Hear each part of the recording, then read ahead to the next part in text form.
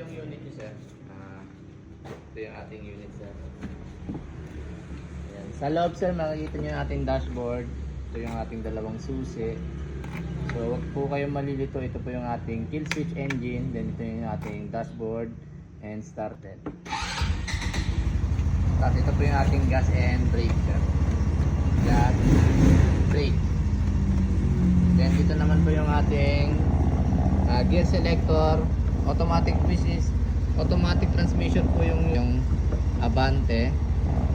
Tapos, yung kanyang atras. Ayan.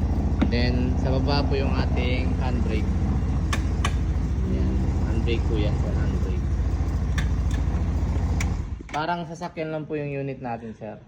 Mga automatic na sasakyan. So, meron lang tayong forward, atras, tapos yung gas and brake. Then, sa dashboard naman po, located yung ating